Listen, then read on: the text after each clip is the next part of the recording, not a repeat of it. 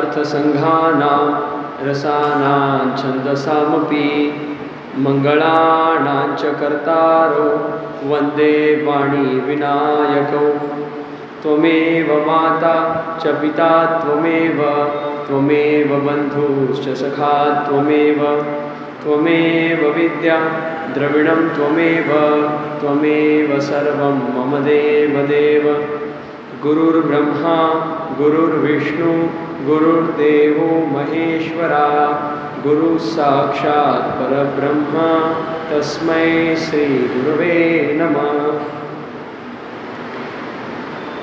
कृष्णाय वासुदेवाय हरये परमात्मने प्रणतक्लेशनाशाय गोविन्दाय नमो नमः।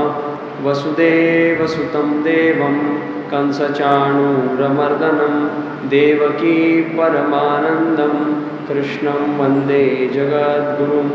सर्वमङ्गलमाङ्गल्ये शिवे सर्वार्थसाधिके शरण्ये त्र्यम्बके गौरी नारायणी नमोऽस्तुते। ॐ पूर्णमदः पूर्णमिदं पूर्णात् पूर्णमुदच्यते पूर्णस्य पूर्णमादाय पूर्णमेवावशिष्यते। असतो मा सद्गमय तमसो मा ज्योतिर्गमय मृत्योर्मा अमृतं गमय। ओम शांति शांति शांति।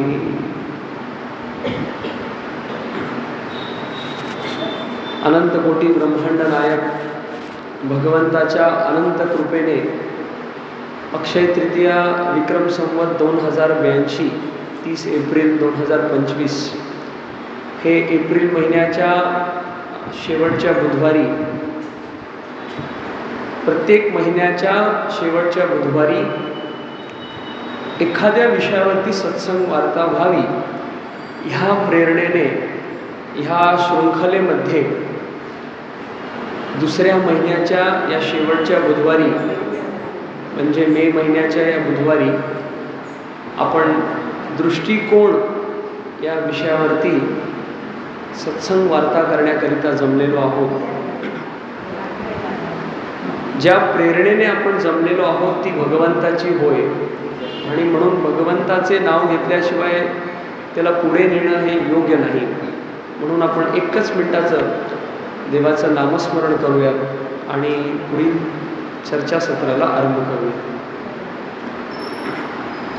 श्रीराम जय जय राम, श्रीराम जय जय राम, श्रीराम जय जय राम, श्रीराम जय जय राम, श्रीराम जय जय राम,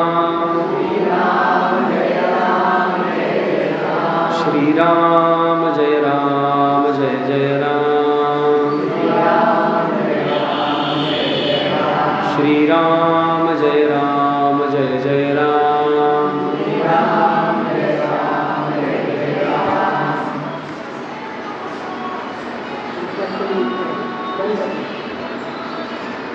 सहसा भगवंताची खूप कृपा आहे की कुठे बोलण्याचा योग झाला तर कागदावर लिहिणं जमत नाही। आणि मागचा व्याख्यान आपण असाच केला होता। मी माईंना बोललो की म्हणलं मला माहीत नाही माझ्या तोंडातून काय काय निघणार आहे, पण जे होईल ते चांगलं होईल एवढं नक्की। आणि बऱ्यापैकी ठीकठाक झालं मागचा व्याख्यान आणि मला पुढचा विषय त्यांना द्यायचा होता। आणि 15 दिवस आधी बाथरूममध्ये स्नान करताना मला विषय सुचल्यानंतर मी आल्या लगेच त्यांना व्हॉट्सॲपवरती पाठवलं। आणि एखाद्या गोष्टीवरती आपण जेव्हा विचार करायला लागतो तेव्हा आपलं विचारांची शृंखला जुळत जाते आणि वेगवेगळे उदाहरण दृष्टांत ज्याला आपण म्हणतो ते सुचत गेले आणि आपल्याकडून काही राहता कामा नये म्हणून त्यांची नोंदणी सुरू केली मोबाईलमध्ये आणि काही 5-25 उदाहरणं जमलेली आहेत। दृष्टिकोन जेव्हा आपण या शब्दाकडे पाहतो तेव्हा खूप सुंदर सुरुवात केली दादांनी. त्रिकोण, चौकोन सगळे कोण शिकतो आपण, पण दृष्टिकोन शिकत नाही.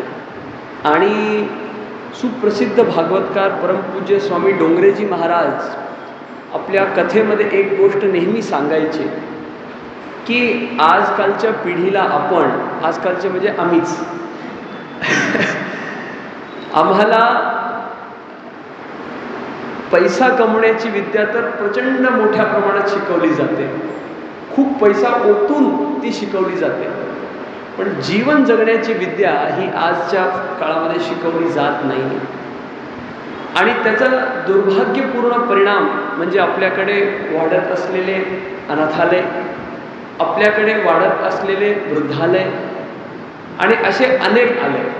कदाचित ते बोलणं कदाचित या व्यासपीठावरून योग्य नाही. आणि कितीही शिकलेले असलो, कितीही डिग्री घेतली, कितीही पैसे कमवले, कितीही सर्टिफिकेटाचे फाईल आपल्याकडे तयार झाले, पण माणसाला जगायला विशेष काही लागत नाही जोपर्यंत हे आपल्या मेंदूमध्ये रुजू होत नाही, तोपर्यंत त्या सर्व शिक्षणाला काहीच अर्थ नाही. एक कोविडमधला उदाहरण आहे. कोविडचं उदाहरण ह्याच्याकरिता आला की पुन्हा कोविडची वाढ आहे, आपल्याकडे पेपरला बातमी आहे म्हणून उदाहरण देऊ इच्छितो. 2020मध्ये महामारी कोविडच्या दरम्यान, ज्याला आपण दुबईचं अंबानी म्हणू, थोडक्यात दुबईमधला खूप धनाढ्य व्यक्ती, आणि अशा त्याने स्वतःच्याच कितीतरी उंच खूप मजली, 20-25 मजली, 40 मजली इमारत होती त्याची घराची, तिथून तो उडी टाकून स्वतःचा जीव त्याने संपवला. आणि जेव्हा ते त्याच्या मागची गोष्ट काय होती, का त्याने अशा प्रकारचं पाऊल उचललं असं काढण्यात आलं, तर कोविडमध्ये सर्वजण त्याचे घरातले संपले, तर मी कोणासाठी जगू असा प्रश्न त्याच्या मनामध्ये इतका तीव्र झाला की त्याने आत्महत्या करून टाकली. ज्यादा लांब पण जाण्याची गरज नाही. आपल्या सोलापूर नगरीमध्ये साधारण 1 महिन्याआधी एक दुर्दैव गोष्ट घडली. सुप्रसिद्ध न्यूरोलॉजिस्ट ह्यांच्या मनामध्ये पण अशी खूप प्रेरणा झाली. कारण काही असला तरी त्याचा परिणाम खूप भयावह आणि सामान्य माणसाला न पटणारा असायचा.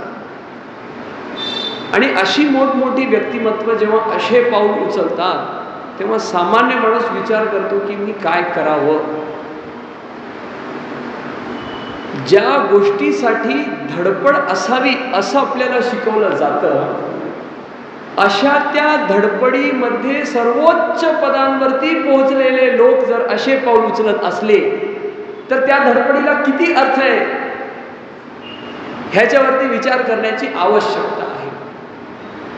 आणि ह्याच्याचवरती एक अल्पसा विचार कसा ह्या विषयांवरती, ह्या घटनेंवरती आपला दृष्टिकोन कसा असावा, आपण सामोरे कसं जावं, ह्याच्यावरती काही समजून घेण्यासाठी, काही चर्चा करण्यासाठी आजचं चर्चासत्र आहे. माणूस आयुष्यभर पोटापाण्याची सोय करण्यामध्ये व्यस्त असतो आणि किती झालं तरी ते कमी पडतं. मागच्या आठवड्यात मी बेंगलोरला होतो आणि बेंगलोर तर आपल्याला माहिती आहे IT हब आहे. IT हब म्हटल्यानंतर तिथे दर दुसऱ्या माणसाकडे तुम्हाला आयफोन नाही दिसला तर तो IT हब नाही. पण खरोखर तो त्या आयफोनचा किती उपयोग करतो बाबा, हा मोठा प्रश्न आहे. बरं, तो उपयोग करतो का नाही करतो हा त्याचा व्यक्तिगत प्रश्न आहे. तो स्टेटससाठी घेतो, कशासाठी घेतो, हा त्याचा व्यक्तिगत प्रश्न आहे. पण ते घेण्यासाठी, ते कमवण्यासाठी, त्याला ते घेण्यासाठी त्याला काहीतरी कमवावं लागतंय. आणि ती कमाई तो कशी करतो, तिथून नैतिकता आहे की नाही आहे, इथून सुरू होण्यापासून ती केलेली कमाई किती यथार्थ आहे आणि किती यथार्थ ठिकाणी त्याचा उपयोग होतोय, ही पूर्ण पिक्चर आपल्या समोर येते. आणि म्हणून हा खूप मोठा प्रश्न मनामध्ये उद्भवतो की आपण ज्या रॅट रेसमध्ये लागलेलो आहोत, आपण ज्या एक चेंगराचेंगरीमध्ये लागलेलो आहोत की मी पुढे जाऊ की तू पुढे जातो, म्हणजे हे कितपत योग्य आहे. एक खूप सुप्रसिद्ध आणि सुंदर वाक्य मला आठवतो की people who are a part of competition they get some institute, they get in to some institute. जसं कुठली परीक्षा आपण पाहतो तर 10वीला मार्क का चांगले पडावे, तर 11वीला चांगलं कॉलेज भेटावं, सायन्स भेटावं, हे भेटावं, ते भेटावं. 12वीला नीट जेईला का मार्क पडावे, चांगली कॉलेज, चांगल्या कॉलेजमध्ये आपल्याला ॲडमिशन भेटावं. मग त्या चांगल्याची व्याख्या काय, तिथे पुन्हा दृष्टिकोन येतो.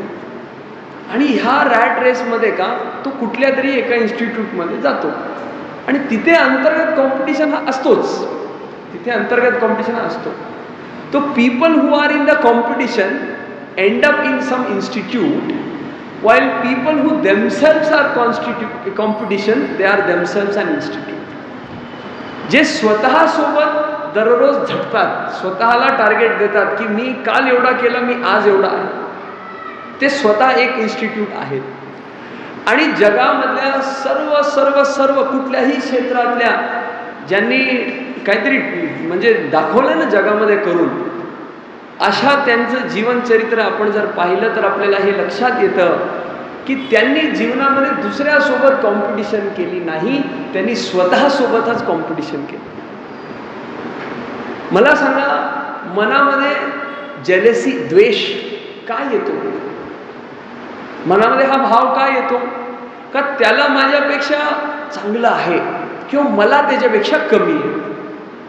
पण जो त्याच्यामध्ये आहे तोच माझ्यामध्ये आहे, हा तत्वज्ञान माणसाच्या मनामध्ये जर का जागृत झाला तर तो माझाच अंग आहे, त्याची प्रगती म्हणजे माझीच प्रगती आहे, ह्या विचाराने त्याच्यामध्ये द्वेष भावना येणार नाही.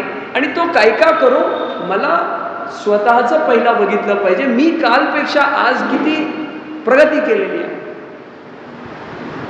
एखादी सवय ताबडतोब मोडली जात नाही आणि एखादी सवय ताबडतोब लागतही नाही, पण मी स्वतःसाठी किती कटिबद्ध आहे, हा माणसाच्या मनामध्ये जेव्हा दृष्टिकोन येतो तेव्हा आयुष्याच्या कडे पाहण्याचा खरा दृष्टिकोन त्याला. सगळ्या प्रॉब्लेम्स हा ह्याचमुळे, कशामुळे? कॉम्पिटिशन. आणि म्हणून विशेष उल्लेख करण्यासारखा आहे की कुठल्याही वयोगटाचे असले तरी हा प्रॉब्लेम सगळीकडे आहेच. तुम्हाला मी आपले जे 4 वर्णाश्रम आहेत, आजच्या घडीतले 4 तुम्हाला उदाहरण सांगतो आणि मग पुन्हा आपण इतिहासापासून आजपर्यंतच्या काही दृष्टांतांना पाहूया. 20 वयापर्यंत जेव्हा तो शिक्षण घेत असतो त्याच्या डोक्यामध्ये भरभरून टाकलंय की तुला फर्स्ट यायचं आहे, ठीक आहे, पण हे फर्स्ट यायचं आहे जिथपर्यंत हे सांगितलं जातं तिथपर्यंत ठीक आहे, पण तुलाच फर्स्ट यायचं आहे म्हणजे दुसऱ्या सगळ्याला मागे टाकायचं, इथे गडबड होते, मनामध्ये विनाकारणचा रोष होतो. दुसरं, वय 21 ते 40 जेव्हा माणूस कमवण्यासाठी खूप जास्त परिश्रम करत असतो, त्याच्याकडे गाडी आहे आणि त्याची गरज आहे, तो घेतली त्यांनी, तुझी गरज असेल तर घे, नाही तर सोडून टाक. त्याच्याकडे आहे म्हणून माझ्याकडे असलं पाहिजे, या ओढाताणीमध्ये माणूस इतका व्याप्त होतो की मूल उद्दिष्ट काय आहे, तो कशासाठी झटतोय हा राहतो बाजूला, तो अमुक ठिकाणी कशासाठी कार्यरत आहे त्याचा उद्दिष्ट राहतो बाजूला. आणि ह्या चढाओढीमध्ये लोन घेतो, EMI घेतो आणि ते सगळ्या भागाकडे जायला नको. पण अशा प्रकारचा कॉम्पिटिशन. वय 41 ते 60 रिटायरमेंटची घाई असते सगळ्यांना. बरं, रिटायर होऊन काय करणार आहेत त्याचा काय आता पता नाही आहे, किंवा रिटायर झाले की हे हिंडायला जायचं, ते करायला जायचं, हे करायला जायचं, म्हणजे खूप आयुष्यात काम केलंय, खूप श्रम केलंय अगदी प्रामाणिकपणे, आणि now we want to relax. मग त्या सगळ्यामध्ये पण कसं असतं माहिती का, त्यांनी त्याच्या रिटायरमेंटमध्ये हे केलं, हा खूप चर्चेचा विषय आहे. मी जे सांगतोय तुमचे हसरे चेहरे पाहून मला हे शाश्वती येते की प्रत्येकाच्या जीवनामध्ये ह्यातला कुठला तरी प्रसंग लागू होतो. आणि 61च्या नंतर जे 80 सरप्लस म्हणायचं, आजच्या तारखेतलं सगळं सरप्लस जे आयुष्य आहे मग त्याच्यामध्ये स्वतःसाठी काय म्हणजे शरीरासाठी किंवा ह्याच्यासाठी राहत नाही विशेष. मग त्यांना सुनाबाळांसाठी, मुलांसाठी, मुलींसाठी, तिच्या घरात काय चालू, अरे ती गेली तिच्या घरी, ती बघेल, तुम्हाला काय. मग अशा प्रकारची व्यर्थ कॉम्पिटिशन आपल्या सर्वांच्या मनामध्ये चढाओढ ही कायम आहे. आणि म्हणून मुख्य उद्दिष्टापासून प्रचंड आपण भरकटलेलो आहोत. मग दृष्टिकोन आपला कसा असावा? 3 मुख्य घटक आहेत. नकारात्मक सिच्युएशन, नकारात्मक जी गोष्ट आहे ती प्रत्येकाच्या जीवनात येते. ते असं म्हणतात आमच्या मेडिकलच्या भाषेमध्ये की जोपर्यंत ECG वर खाली आहे तोपर्यंत तो माणूस जगतोय, ती फ्लॅट झाली म्हणजे रामकृष्ण हरी. मग आयुष्यात जर चढ उतार नसेल तर तो आयुष्य नाही. पण त्या आयुष्याच्या नकारात्मक आणि सकारात्मक बाजूंना आपण कसे पाहावे, आपण कसे सामोरे जावे, आपण कसं त्याच्यावर विजय प्राप्त करावा, हे जर दृष्टिकोन आपल्याला आलं तर मग आयुष्य आपल्यासाठी काहीच नाही. ज्या गोष्टी आपल्यासाठी एवढा मोठा प्रॉब्लेम आहे आजच्या तारखेत, त्या आपल्यासाठी काही खूप क्षुल्लक होऊन जाणार आहे. आणि ह्याचं खूप सुंदर उदाहरण कुठे असेल तर श्रीमद भगवद्गीता. श्रीमद भगवद्गीतेमध्ये अर्जुनाकडे जेव्हा आपण पाहतो तेव्हा आपल्यापेक्षाही ज्यादा बालिश प्रश्न त्याने भगवंताला केलेले आहेत. वर्ण संकर पासून ते भगवंत त्याला वारंवार सांगत आहे, चर अचर काय आहे, जड चेतन काय आहे, जगामध्ये खरं काय आहे, खोटं काय आहे. पण पुन्हा पुन्हा तो ते प्रश्न विचारतो. आणि भगवंताचा हा गुण आहे की तो रागाला जात नाही, तो समजावून सांगतो. आणि एकदमच सगळं सांगत नाही, एक एक पत्ते उघडत होतो. प्रत्येक अध्यायाच्या अंतमध्ये आपल्याला हे पाहायला भेटेल की तो हळूहळू एक एक पत्ते उघडतो. आधी सांगितलं संन्यास योग चांगलं आहे, ज्ञान योग चांगलं आहे, मग सांगितलं कर्मयोग चांगलं आहे. अर्जुन म्हणतो नेमकं करू काय, सगळं सोडून जाऊ, संन्यास घेऊ का कर्म करू. म्हणजे हे जे संवाद आहे ना अद्भुत आहे. आणि हे अद्भुत संवाद आपल्याला निश्चित स्वरूपात जीवनाचा दृष्टिकोन ठासून सांगतो कसा असावा, कुठल्या परिस्थितीला आपला आचरण कसा अनुकूल असेल, आपला आचरण कसा अनुकूल, स्थिती आपल्याला कशी अनुकूल असेल ह्याचा विचार नाही आहे, आपलं आचरण स्थितीला कसं अनुकूल असेल हे जेव्हा आपल्या लक्षात येतं तेव्हा आपण म्हणजे तो दृष्टिकोन जीवन जगण्याचा दृष्टिकोन. तर नकारात्मकता ही प्रत्येकाच्या जीवनामध्ये आहे, त्याला पाहण्याकडचा योग आपला कसा आहे त्याच्यावरून सर्व काही ठरतं. ह्याचे अनेक उदाहरण आहेत, ते आपण टप्प्याटप्प्याने पुढे पाहू. हा पहिला मुद्दा. दुसरा मुद्दा, नकारात्मक विचार करायचा नाही, नकारात्मक विचार करायचा नाही, नकारात्मक विचार करायचा नाही, नकारात्मक विचार करायचा नाही असं म्हटल्याने सकारात्मकता येणार आहे का? प्रयत्नवादी राहावं लागणार आहे. प्रयत्नवादी आपण नाही, देव करेल तसं, त्याच्यावर ढकलून मोकळं. असं केलं तर कसं होणार आहे? समर्थ रामदास स्वामी महाराजांनी, आमचे गुरुजी म्हणतात, वेल प्लॅन्ड लाईफ मॅनेजमेंट शिकायचं असेल तर त्यांच्याकडून 12 वर्षामध्ये रामकृष्ण हरी, 12 वर्ष त्याच्यानंतर टाकळीमध्ये त्यांनी तपश्चर्या केलेली आहे आणि त्याच्यानंतरचे 12 वर्ष ते देशाटन करतात. आणि त्यांनी काय पाहिलं? त्यांनी हे पाहिलं, हे मुठ्ठीभर मुघल हे येऊन पूर्ण समाजामध्ये असं येऊन आणि बाई पळवत आहेत, मुली पळवत आहेत, लूटपाट करत आहेत आणि हे मुठ्ठीभर लोक आपल्यावरती असे आक्रमक आणि दाहक झालेले आहेत. आणि आपले लोक काहीच नाही, बोलायची सुद्धा हिंमत नाही, हातपाय जोडून आणि हे करून सगळं होताना पाहते. म्हणजे लोकांचा जो आत्मविश्वास आहे तो संपला. एक खूप सुप्रसिद्ध 4 लाईनर आहे, Wien you lose wealth you lose nothing. हे तर आजकाल कळतच नाही. पैसा गेला म्हणजे सगळं झालं, मला चुना लागला, इथून म्हणजे गेला तो गेला, त्याच्यावरती चर्चा करण्याची काय आवश्यकता. पण खूप मोठा विषय आहे. मग हा दृष्टिकोन कसा असावा याच्याविषयी. तर when you lose wealth you lose nothing, when you lose health you lose something. थोडं काहीतरी माणूस अपंग झाला. आता बघा ना दृष्टिकोन कसा आहे, आधी अपंग म्हणायचे, आता दिव्यांग म्हणतात. किती फरक आहे ना. लगेच दिव्यांग म्हणलं दिव्य अंग आहे का काय त्याला असं वाटतं. हा दृष्टिकोन आहे हा. आणि हा शब्द आपल्याला कोणी दिलेला आहे, आपल्या माननीय पंतप्रधानांनी दिलेला आहे.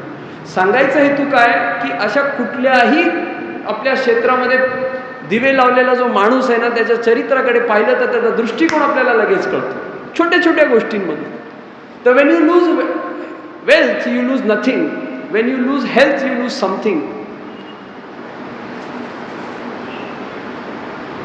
Wien you lose character you lose everything.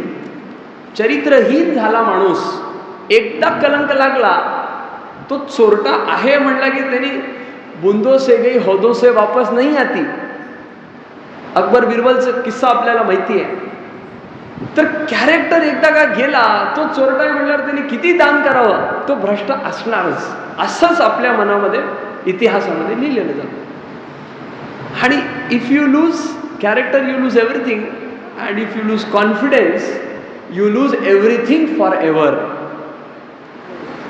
आपल्यावरती झालेल्या प्रतारणांमुळे, आपल्यावरती झालेल्या गुलामशाहीमुळे, आपल्यावरती झालेल्या राजकीय अराजकतेमुळे आपला आत्मविश्वास असा बुडाला की चंदमुठ्ठीचे लोक येऊन आपल्यावरती शासन करायला लागले, आपल्यामध्ये फोड घालायला लागले.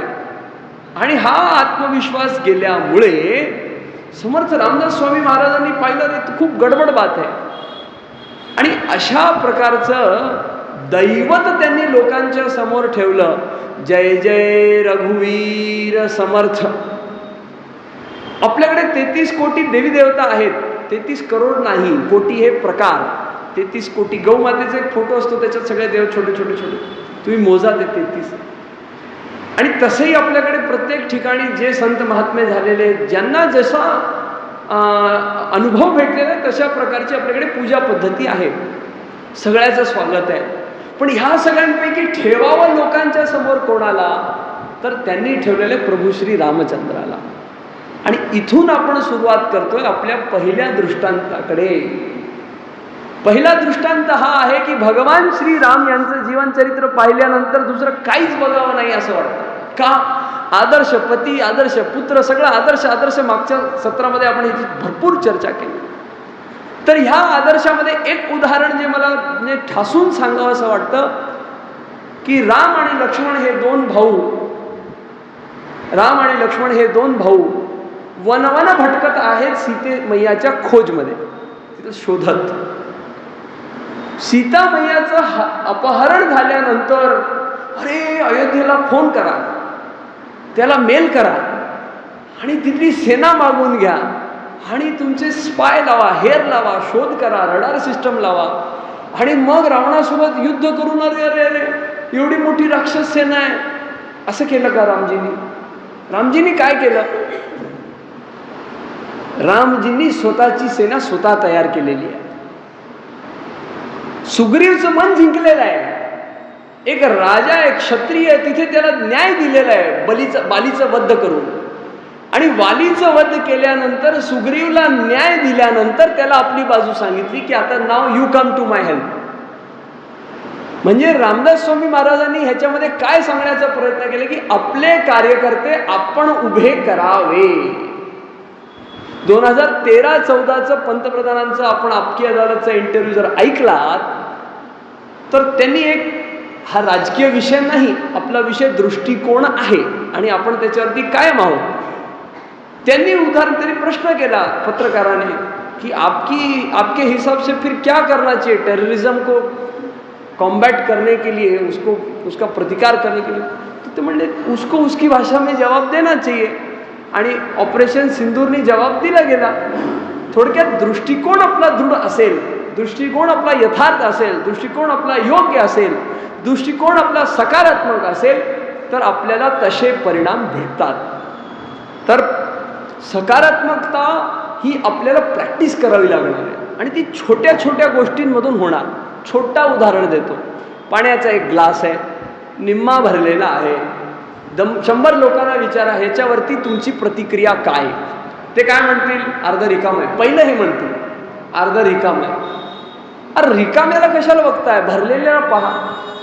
तर ठीक आहे, एक पाऊल पुढे, अर्धा भरलेला आहे. आणि दृष्टिकोन कसा असतो माणसाचा किंवा कसा असावा, अर्धा पाण्याने भरलाय, अर्धा वाऱ्याने भरलेला आहे, तो पूर्ण भरलेला आहे. जे दिसत नाहीये त्याला सुद्धा पाहणे आणि त्याच्यामधून ऊर्जेचा संचार करणे, हे सकारात्मक दृष्टिकोन. सामान्यतः जो नजरेस पडणार नाही त्याला सुद्धा पाहणे, हे दृष्टिकोन. आणि शेवटची गोष्ट म्हणजे 3 मुद्दे जे आपले, पहिलं होतं नकारात्मकता काढावी, दुसरं सकारात्मकताची प्रॅक्टिस करावी, आणि तिसरं म्हणजे जे आपण डायरेक्ट विधान करत आहे सध्या मी, आणि आपल्या चर्चासत्राच्या शेवटी आपण ते कसं उल्लेख केलेलं वाक्य कसं योग्य आहे हे आपल्या सगळ्यांना कळेल. ते म्हणजे दुसऱ्याच्या कल्याणामध्ये आपलं कल्याण आहे, ह्या दृष्टिकोनानं जीवन जगण्याचे. दुसऱ्यांनी जेवण केलं तर माझं पोट भरणार आहे का, असं नक्कीच नाही. पण दुसऱ्यांनी त्याच्या पोटात जेवण घातलं तर माझं मन नक्की भरणार आहे, हा दृष्टिकोन जीवनामध्ये असल्यानंतर माणसाला नकारात्मक जवळ येत नाही. आणि हे आपण वेगवेगळ्या दृष्टांतातून पाहण्याचा प्रयत्न करूया. आणि यातला खूप जुना म्हणजे आपल्या लाखो वर्षांपूर्वी भगवान श्री रामचंद्रांचं चरित्राचं एक दृष्टांत आपण पाहिलेलं आहे. दुसरा दृष्टांत मी भगवान श्रीकृष्णांचं सांगू इच्छितो. भगवान श्री कृष्ण ने क्या किया है, मल्लयुद्ध के समय, अरे माझ्या ग्वालबालला बोला, माझ्यामुळे त्यांनी खूप माखण खाल्लंय, आता त्यांनी माझा नमक फेडायला पाहिजे, माझं मीठ चुकवायला पाहिजे. ऐसा नहीं किया, अपना बल खुद बनाया. आणि दोन्ही भावंडांनी अख्ख्या मथुरेला तहेस नहेस करून टाकलं. त्या चाणूरच्या छातीवर बसून, त्या कंसाच्या छाताडावर बसून त्यांनी पराक्रम गाजवलेला आहे. असा दृष्टिकोन असला पाहिजे. हम दो ही आणि हम ही दो, किती फरक आहे. एक दृष्टी कशी असते माहितीये का, 10,000 पोरं परीक्षा देणार आहे, माझा नंबर कुठे लागला, आणि 10,000 पोरं देत असले तरी माझा नाही लागला तर दुसऱ्या कोणाचा लागणार आहे. किती फरक आहे. आत्मविश्वास प्रखरपणे आपल्याला दिसतो. अरे मनातच नाही, ते काय विहिरीतच नाही, आडातच नाही तर विहिरीत कुठून, मनातच आलं नाही तर क्रियेमधून कसं काय ते कार्यान्वित होणार. आणि म्हणून दृष्टिकोन आपला कसा असावा हे खूप महत्वाचं आहे. एक सिंगल विचाराने अख्खं जग उभं होऊ शकतं. But it all starts with a single thought. जोपर्यंत विचार येत नाही तोपर्यंत त्याच्यावरती मंथन होणार नाही. जोपर्यंत मंथन होणार नाही तोपर्यंत तुमचा प्लॅन ऑफ ऍक्शन तयार होणार नाही. जोपर्यंत प्लॅन ऑफ ऍक्शन होणार नाही तोपर्यंत तुमच्याकडे चुका होणार नाही. जोपर्यंत चुका होणार नाही तोपर्यंत तुमचा सुधार होणार नाही. जोपर्यंत सुधार होणार नाही तोपर्यंत फळ भेटणार नाही. पण ह्या सगळ्या शृंखलेची सुरुवात कुठून झालेली आहे ते म्हणजे एक विचारातून. तो विचार कसा उत्पन्न होणार आहे, आपल्या दृष्टिकोनातून. हे ते निम्म रिकामच आहे म्हटल्यानंतर झालं, तिथेच संपलं. बल्ल्या तुझ्याकडनं होत नाही असं म्हणलं की झालं. अरे तू नाही केलं तर कोण करणार आहे, किती फरक आहे. तू नाही केलं तर कोण करणार आहे. आज आपण शिवाजी महाराजांची जन्मजयंती इतक्या जोरात स्वागत करतो, मनवतो, ती इतकी जोरात ती मनवतो. आता त्या काळात काय लोक नव्हते का, फक्त महाराजच होते का, कोणासाठी तर लढत होते ना. मग त्यांचं चरित्र इतका ठामपणे का आपल्याला दिसत नाही. पालकत्वाचा फरक. अरे ज्या जिजामाताच्या घराण्यातल्या त्यांचे वडील आणि 3 भाऊ एका क्षणामध्ये त्या निजामकडून धोक्याने मारले जातात, त्या बाईच्या मनावर काय कोसळलं असेल आभाळ. पण ती काय ढसाढसा रडत बसली का. आयर्न लेडी म्हणावं तर त्यांना असे संस्कार केले की बदला घेतला, आणि असा शिवाजी महाराजांच्या माध्यमातून त्यांनी बदला घेतला. काय त्यांच्या मनामध्ये शांती झाली असेल ना. त्या अफजलाचा मुंडका जेव्हा त्यांनी आणला आणि त्या किल्ल्यावरती लावला दरवाजावर, काय मनामध्ये शांती झाली असेल त्यांच्या. दृष्टिकोन असावा कसा ह्याचे ज्वलंत उदाहरण आपल्या इतिहासामध्ये. एखाद्या राष्ट्राला प्रगती करायची असेल तर त्या इतिहासामधून शिकल्याशिवाय ती प्रगती होत नाही. Future is nothing but history entering from another door. Future is nothing but history entering from another door. भविष्य काय आहे तर इतिहास जो दुसऱ्या खिडकीतून येतोय तोच भविष्य आहे. संसार चक्र हा चालतो. हे मी नाही सांगत आहे, हे आपल्या शास्त्रामध्ये पॅरलल युनिव्हर्स आणि मल्टिपल युनिव्हर्सच्या थेऱ्या सांगत आहे की इथे कलियुग चालू आहे तर कुठल्या तरी मल्टिपल युनिव्हर्समध्ये सतयुग चालू आहे, कुठेतरी द्वापर युग चालू आहे, कुठेतरी त्रेतायुग चालू आहे. आणि निसर्गाचा हा क्रम आहे. ब्रह्माजींचं हे काम आहे, पूर्ण प्रलय करावं शंकरांनी आणि पुन्हा ब्रह्माजींची उत्पत्ती व्हावी आणि त्यांनी सगळं करत बसावं. मग ज्या परंपरेमध्ये संकल्प मात्राने सर्व काही होऊ शकतं अशा त्याच्यामध्ये दृष्टिकोनाचा वेगळा विवेचन देण्याची आवश्यकता नाही. संकल्प विकल्परहित असावा. 15 वर्षांच्या शिवरायांनी जेव्हा संकल्प केलेला आहे, छत्रपती शिवाजी महाराज नंतर झालेले आहेत, पण बाळाचे पाय आपल्याला पाळण्यात दिसतात. वैचारिक वैभव काय आहे 15 वर्षाच्या त्या शिवबांनी. तो जो आज आपण ते सील वाचतो ना त्यांची शिक्का राजमुद्रा, 15व्या वयाच्या 15व्या वर्षी त्यांनी ते लिहिलेले संस्कृत भाषेमध्ये. मग कोण जाहील म्हणू शकतं की भारतामध्ये शिकवत नव्हते म्हणून? कोण म्हणेल?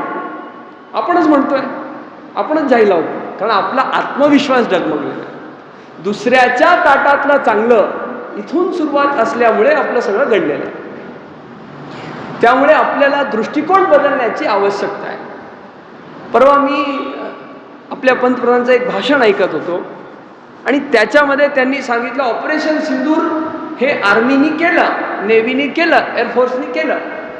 नागरिक म्हणून तुम्ही याच्यामध्ये कसे सहभागी आहात?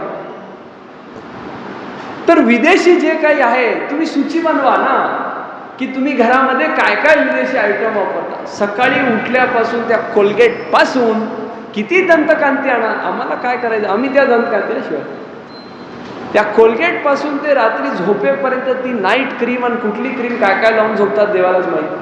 तिथपर्यंत आपण स्वाभिमानी खरंच आहोत का? आपण किती गोष्टी ह्या आपल्या देशातल्या जनित वापरतोय. आपण जोपर्यंत राष्ट्रप्रेम करणार नाही, आपण जोपर्यंत आपली किंमत करणार नाही, दुसरा कोणी येऊन करणार नाही. मग आपला मनोबल कसा वाढणार आहे? आपला दृष्टिकोन राष्ट्रप्रेमी असावा, अंतर्मुख असावा, बाह्यमुख नाही. 4 लोक मला काय म्हणतील यापेक्षा मला स्वतःचं काय वाटतं जोपर्यंत मी हे पाहत नाही तोपर्यंत माझं आयुष्य व्यर्थ आहे. आणि सगळ्यांचं मुख्य तिथेच गणतं. दुसरे मला काय म्हणतील, अरे त्यांना तोंड दिलंच आहे बोलायला, तुम्ही तुमचं काम करा ना. एक लग्नाचं सीझन आहे बघा, तिने कुठल्या रंगाची साडी घातली होती, तुम्हाला काय करायचं आहे? त्यांनी मला विचारलं, नाही विचारलं तर असो, तुम्ही तिथे लग्न कार्याकरिता गेले होते, लग्न कार्य करा आणि तुम्ही तुमचं परत या. कोणी तुम्हाला विचारण्यासाठी तुम्ही गेले होते का? मग अशा छोट्या छोट्या क्षुल्लक गोष्टी जर आपण लिहित बसलो दिवसात तर 100 गोष्टी प्रत्येकाच्या आयुष्यात निघतील. आणि इथे मरम्मत करण्याची, वैचारिक मरम्मत करण्याची आपल्या सर्वांना आवश्यक. मी काय इतका मोठा नाही आहे की मी उपदेश करावा, पण हे दररोजच्या आपल्या जीवनचर्येमध्ये आपल्या लक्षात येणाऱ्या गोष्टी आहेत. मग आपला दृष्टिकोन असा अंतर्मुख झाला, आपल्याकडे पाहण्याचा झाला, आपोआप जगाकडे पाहण्याचा दृष्टिकोन निराळा होतो. First we should learn to love our own self. आपण खरोखर आपली काळजी करत आहे का? पैसा कमवतो, आरोग्य गमवतो, मग आरोग्य कमवण्यासाठी पैसा कमवतो. खरंच आपण विद्वान आहोत का? खरंच आपण शिकत आहोत का? ह्या सगळ्याकडे पाहण्याची आवश्यकता आहे. पण स्वतःपासून सुरुवात केली तर मग माझा परिवार, माझा समाज, माझा राष्ट्र असा आपला दृष्टिकोन वाढत जाणार आहे. ह्याच्यामध्ये मला अजून एक उदाहरण समर्थ रामदास स्वामी महाराजांचं सांगू वाटतं. समर्थ रामदास स्वामी महाराज फक्त 7 वर्षाचे होते. त्यांचं बालपणचं नाव नारायण आपल्या सर्वांना माहिती आहे. आणि ते नारायण आपल्या घरच्या गच्चीवरती बसून आकाशाकडे पाहून रडत आहे. खूप मार्मिक प्रसंग आहे बरं का, विचार करण्यास व्हेरी डीप. आजच्या भाषेत it's very deep. A 7-year child sits on the terrace of his house and is weeping. रडत आहे. आणि त्यांची आई विचारते, अरे नारायणा का रडतोस तू, काय झालं तुला, काय उत्तर अपेक्षित आहे? मला चॉकलेट पाहिजे, मला कॅन्डी पाहिजे, मला मोबाईल पाहिजे. नाही, उत्तर आहे, चिंता करतो मी विश्वाची. अरे इथे 60 वर्षाचे झाले तरी विचार नाही आपला, कशाला मी माझं बघावं ना. असा किती फरक आहे, दृष्टिकोनात किती फरक आहे. 7 वर्षाचा माणूस जो सांगतोय, जो आज 60 वर्षाचा माणूस सुद्धा विचार करत नाही. मग दृष्टिकोन कशावरून? झालेल्या संस्कारांमुळे आपल्या लक्षात येतं. वैचारिक वैभव जोपर्यंत नसणार आहे तोपर्यंत काहीही उपयोग. आणि अशा प्रकारचे संस्कार आपल्या संसारावरती करण्याची आवश्यकता आहे. आचार्य विनोबा भावेंचं उदाहरण आपल्याला माहीत असावं. आचार्य विनोबा भावेंच्या आईचं चरित्र खूप सुंदर आहे. सगळं घरचं काम केल्यानंतर मग त्या पूजा करण्यासाठी बसणार आणि मग त्या जेवणार. सगळ्यांना जेवण झाल्यानंतर, सगळं काम आटोपल्यानंतर मग त्या जेवणार. आणि आचार्य विनोबा भावे खूप सुंदर वर्णन करतात. म्हणजे आजकालच्या विथ ड्यू रिस्पेक्ट शिकलेल्या सर्व माता बहिणी वर्ग, आमच्याकडे टाईम नाही आहे घरासाठी, आम्ही चपात्या लाटायला बाई ठेवली आहे. अरे इथूनच सगळा संस्कार होतो. मग तिथेच तुम्ही दुसऱ्याला बसवलं म्हणजे झालं बल्ल्या. दृष्टिकोन पाहिजे. ऑरा सायन्स असतो, जैसा खावे अन्न वैसा होवे मन. मग ते 100 लोकांनी त्याला दृष्टीदोष केलेला असा तो वडापाव खाल्ल्यानंतर कसा संस्कार आपल्यावरती होणार आहे राव. विचार करण्याची आवश्यकता आहे. दृष्टिकोन कसा असावा. महात्मा लोक एकांतामध्ये जेवतात. आमच्या स्वामीजींना मी विचारलं, महात्मा लोक एकांत में क्यों भोजन करते? मला म्हणले दृष्टीदोष होऊ नये. अरे ज्या परंपरेमध्ये इतका खोलपर्यंत विचार केलाय की जेवताना दृष्टीदोष होऊ नये. जुन्या घरांमध्ये अजूनही म्हणजे सवय आहे, समजा त्या छोट्या मुलाला त्यांना एवढा मोठा कटोरा भरून दही दूध असं काहीतरी खाऊ घालायचं असं, आणि बाहेरचं कोणी आलं असेल तर लगेच त्याच्यावरती काहीतरी झाकतात. दृष्टीदोष होऊ नये. इथे जे समोर आहे त्याला आपण भाव देत नाही, लक्ष देत नाही. काही पण ठुसतोय, काही पण खातोय. पोट आहे का कचरा कुंडी का कळायला मार्ग नाही. तर इतका सूक्ष्म विचार कधी करावा. दृष्टी तीच आहे, दृष्टिकोन बदलण्याची आवश्यकता. दृष्टी तीच आहे, दृष्टिकोन बदलण्याची आवश्यकता है. जिस रंग का हम चश्मा पहनेंगे उस रंग की हमको दुनिया दिखेगी. हे खूप खूप छोट्या छोट्या गोष्टी आहेत, पण ह्यांचा प्रभाव प्रचंड आहे. प्रभाव प्रचंड आहे. एक 7 वर्षाचा मुलगा, पहा ना तुम्ही काय उत्तर देते. चिंता करतो मी विश्वाची. आणि काय क्रांती आणली आहे त्यांनी. काय क्रांती. मंत्र काय दिलाय. कुठला वेदमंत्र नाही. कोणीही त्याचा जाप करू शकेल असा जय जय रघुवीर समर्थ. समर्थ आहे तो देव. ज्याला समर्थ व्हायचंय त्यांनी रामाची पूजा करावी. आणि ज्या रामाची पूजा करताय तो परम समर्थ आहे. असं द्वै अर्थी तो वाक्य आहे. 5 पांडव होते, 5च होते, 100 कौरव होते. अर्जुन आणि दुर्योधनाचा प्रसंग आपल्याला याच्यातून लक्षात घ्यायला पाहिजे. सगळ्यांची नजर भगवान श्री कृष्णावर होती. जरी दुर्योधन मूर्खत्वाच्या पराकाष्ठेला पोहोचून भर सभेमध्ये भगवान श्री कृष्णाला बंदी बनवून घ्या असं जरी सांगत असला तरी मनातल्या मनात त्याला माहिती आहे की श्रीकृष्ण काय आहेत.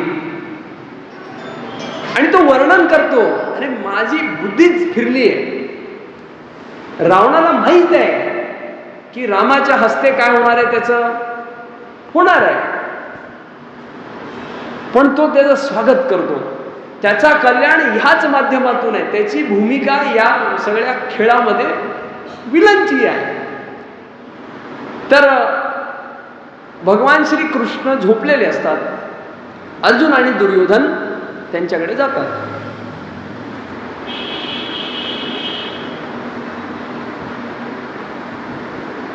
दोन्ही बाजूला वेगवेगळ्या सेनांचा जमावडा झालेला असतो. ह्यांनी आमच्याकडून, त्यांनी तुमच्याकडून, असं अक्षौणी सेना, 8 अक्षौणी सेना, 9 अक्षौणी सेना. It's a count. जसं योजन इज फॉर लेंथ, तसं अक्षौणी is for kind of crore count. आणि दुर्योधन काय करतो?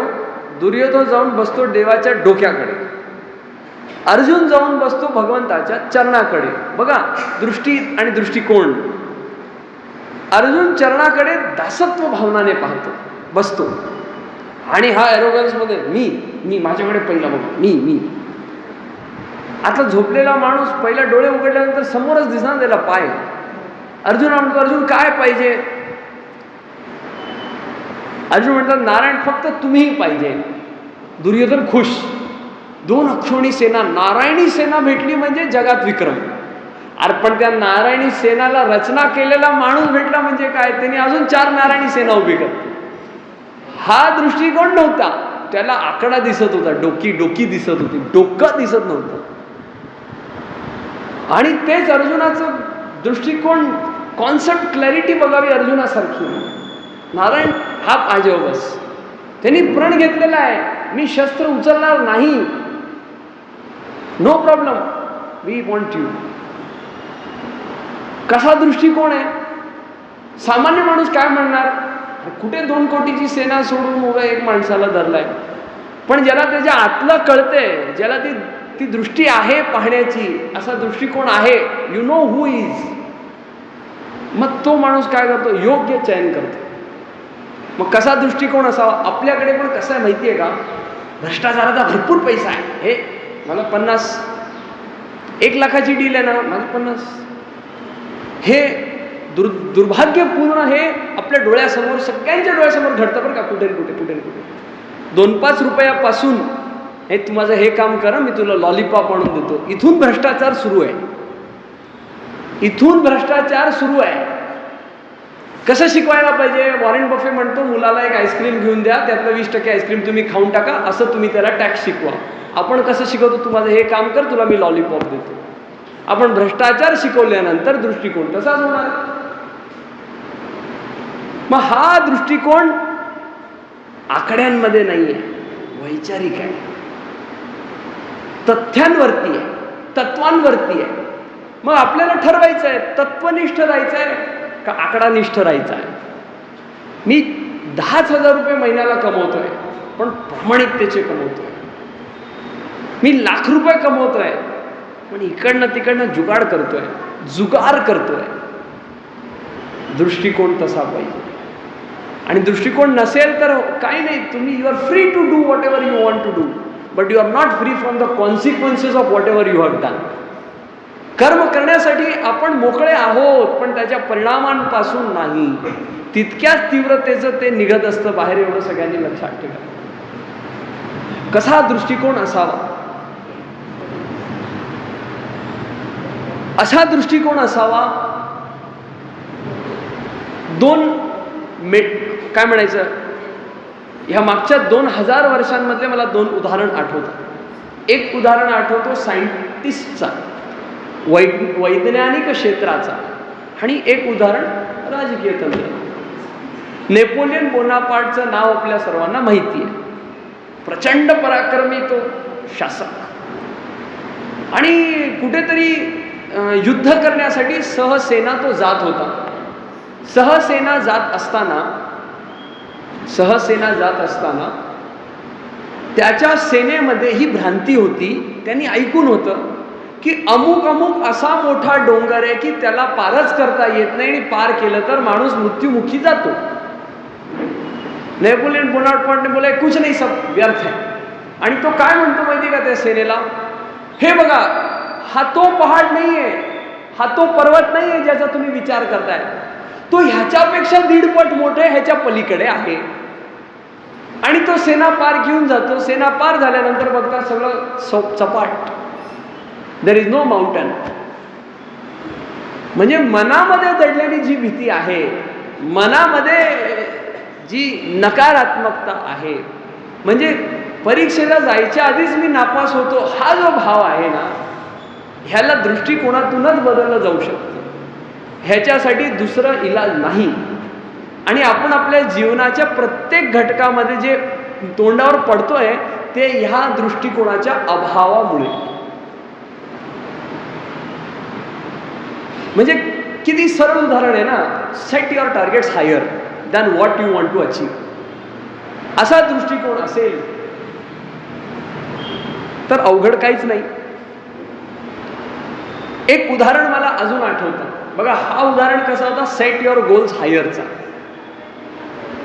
म्हणजे सकारात्मकता पाहण्याचा. आपण जे 3 मुद्दे पाहिले, पहिला नकारात्मकता काढायची, दुसरं सकारात्मकता आणायची, आणि तिसरं दुसऱ्याच्या कल्याणामध्ये आपलं कल्याण. तर दुसरा जे मुद्दा आहे त्याचं आपण एक उदाहरण पाहिलं. काय की set your aim higher, set your goal higher. सकारात्मकता वाढून तुम्ही टार्गेट करणे. नकारात्मकता लांब कशी ठेवावी, जो आपण पाण्याच्या ग्लासचा उदाहरण पाहिला, त्याच्याच अलाइनमेंटमध्ये अजून उदाहरण वैज्ञानिक क्षेत्रातला 2 उदाहरण. थॉमस अल्वा एडिसनचं नाव आपल्या सर्वांना माहिती आहे. आपण जे माईकवर बोलतोय, उजेडामध्ये बसलोय, ते त्याची कृपा म्हणावी ह्या काळातली, बरं का. तसं आपल्याकडे वीज, ब्रह्मास्त्र सगळं होतं, ते आपण घालवलं. तर खूप शोध केले, हजारो त्यांनी मटेरियल वापरले, आणि काय मार्गच लागेना, विजेचा शोध लागला. आणि त्याची अशी खूप मोठी अशी फॅक्टरी होती, वर्कशॉप ज्याला म्हणतात. आणि तो रोज आपला जाणार, रोज नवीन काहीतरी करणार, प्रयोग करणार. एके दिवशी काय त्याच्या फॅक्टरीमध्ये लागली आग. आग लागली. विचार करा ना, आपल्याकडे एक दुर्दैवी घटना झाली अक्कलकोट MIDCमध्ये.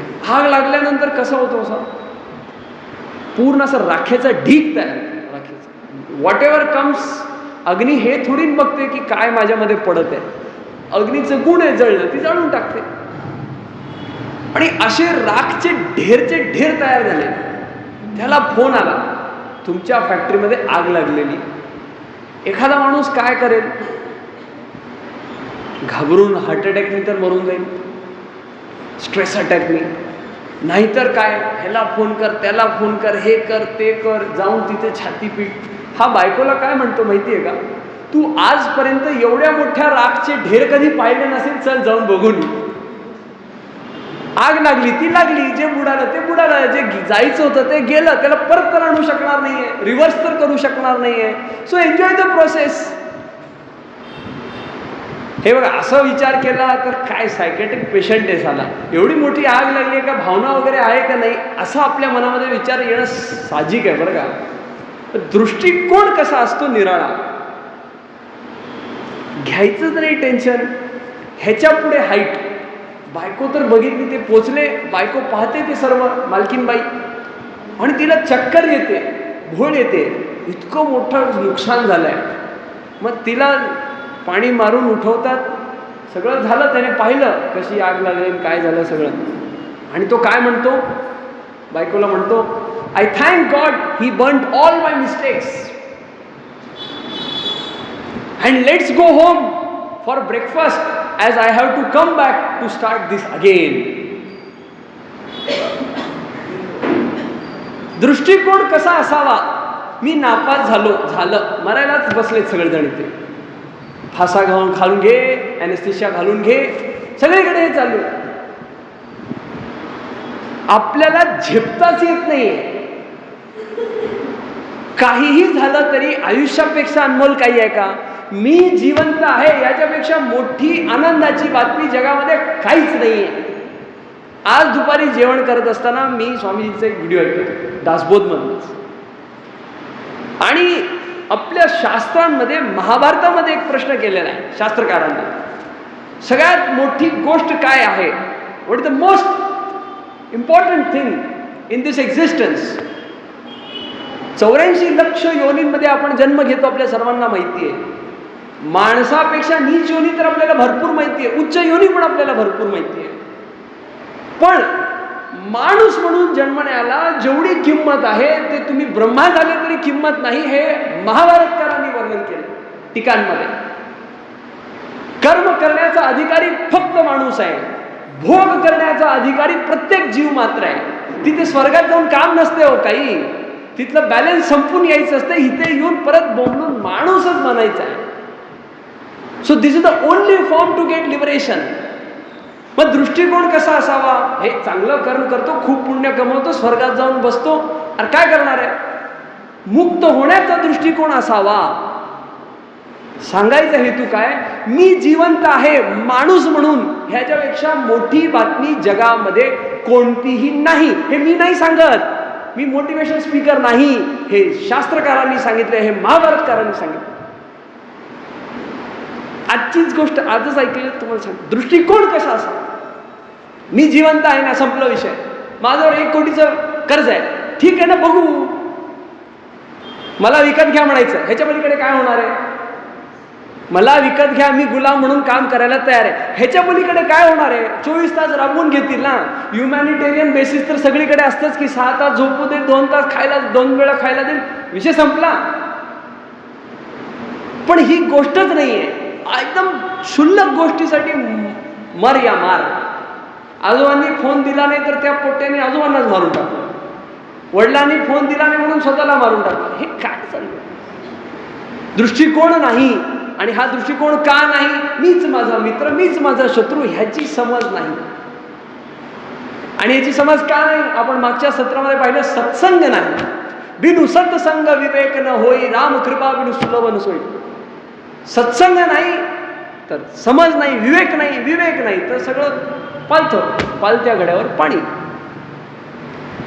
अशा सगळ्या शृंखलेमध्ये उदाहरणांच्या आपल्याला असे हजारो उदाहरण पाहायला भेटते.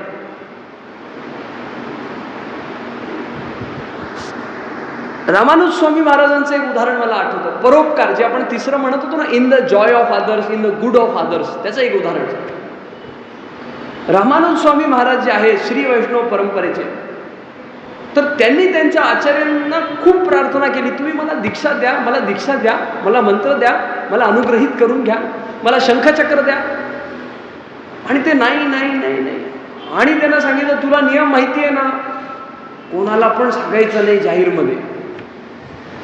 कानमंत्र असतो तो असा, कानात सांगायचा मंत्र.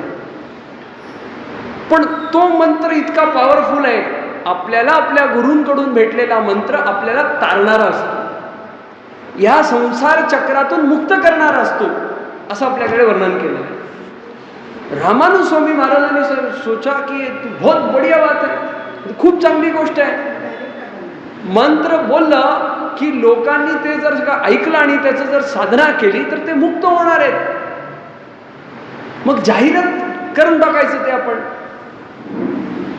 मग त्यांना सांगितलं, अरे जाहीर केलं तर तुला नरकात जागा भेटेल. त्यांचा विचार काय असावा? आपण काय म्हणणार, जाऊ द्या, दुसऱ्याचं चांगलं, माझं नुकसान नको. त्यांचा विचार काय असावा? दृष्टिकोन काय त्यांचा? मी नरकात गेलो तरी चालेल, पण हजारो लोक मुक्त होतील ह्याच्यासाठी मी कार्य करत आहे. आणि गोपुरमवरती उभं राहून ओरडून ओरडून गुरुमंत्र सगळ्यांना सांगून टाकतो. दुसऱ्याच्या कल्याणामध्ये माझं कल्याण आहे. म्हणजे काय? जेव्हा ते वैकुंठात जातील तेव्हा बघेल ना देव कोणाच्या निमित्ताने हे वैकुंठात आले, मग त्याला नरकात कसं जाऊ देणार आहे? दृष्टिकोन कसा असावा? नकारात्मक नसावा, सकारात्मक असावा आणि दुसऱ्यांकरिता असावा. ह्याच्यामध्ये आपल्या जीवनाचं कल्याण आहे. ये समज गया तो सब कुछ समज गया. आपल्या भक्त परंपरेमधलं तुम्ही कोणतंही उदाहरण घ्या. उदाहरण घ्या मीराबाईचं. तिची दृष्टी, हे सगळं उच्च कोटीचं दृष्टिकोनची चर्चा, भक्तांची चर्चा म्हणजे दृष्टिकोन सकारात्मक कसा असावा ह्याची पराकाष्ठा. का सत सोडून त्यांना दुसरं असत काही दिसतच नाही. सत म्हणजे भगवंत. मारायला आला राणा तिला तर भगवंताचं दर्शन करते ती, तर राणाच्या डोळ्यासमोर अंधार पडला आणि राणा व्याकुल झाला. विषाचे अमृत केले श्रीहरी कृष्णाने, ऐकाओ विषाचे अमृत केले श्रीहरी कृष्णाने, जय हरी विठ्ठल श्री हरी विठ्ठल. त्या मीराबाईंनी आपल्या जीवनामध्ये आपलं नाव करण्याकरिता कुठली डिग्री घेतली आहे? तिने मोठं केलं कोणाचं नाव? भगवंताचं नाव. मग ह्याच्यामधून आपण काय शिकतो? कुठल्याही संतांचं चरित्र घेतल्यानंतर आपण हे शिकतो, जे सत आहे त्याचं अस्तित्व राखण्याकरिता आपण ठेवलं तर राहणार याच्यातला भाग नाहीये, पण त्याच्यासाठी आपण प्रयत्नशील राहिलो तर सगळं आपोआप तुम्ही अमर होऊन जाता. पण माझंच ठेवा, मला सर म्हणा, मला साहेब म्हणा, माझा इतिहास दडून जातो असं म्हणणाऱ्यांचं काय? ते कुठेच दिसत नाही. शास्त्रामध्ये तर लांबची गोष्ट, इतिहासात सुद्धा ते कुठे दिसत नाही. मागच्या 70 वर्षातच आपल्याला अनेक असे उदाहरण दिसलेले आहेत आणि गुलामीचे अनेक चिन्ह आपल्या इतिहासातून निघून जात आहेत. ह्याच्यावरती विशेष बोलण्याची आवश्यकता नाही. विषाचं अमृत झालं, नागोबाचा सुंदर नवसर हार झालेला आहे आणि तो मारायला आला राणा, त्याच्या डोळ्यासमोर अंधार झाला, तो व्याकुल झाला. भक्त प्रल्हादचं उदाहरण आपण पाहू शकतो. भक्त प्रल्हादला मारण्याचा काय प्रयत्न नाही केला. अरे स्वतःचा सख्खा वडील, इतका रोष कोणाला असतो? पण होता, ममत्वाच्या अंधकारामध्ये त्याला होता. पण ह्याची दृष्टी आणि दृष्टिकोन फक्त नारायण नारायण नारायण. उंच टेकडीवरून टाकलं तरी भगवंतानी खाली धरलेलं आहे. गरम गरम तेलामध्ये टाकलं तरी तिथे फुल झालेलं आहे. होलिका मावशीने धरून बसला तरी ती जळाली आणि गरम गरम खांबाला चिटकवलं तर नारायण स्वतः प्रकट झाले. हा दृष्टिकोनाचा परिणाम. विश्वास असा असावा. ध्रुव काय, माझी सावित्री आई मला बसू देत नाहीये.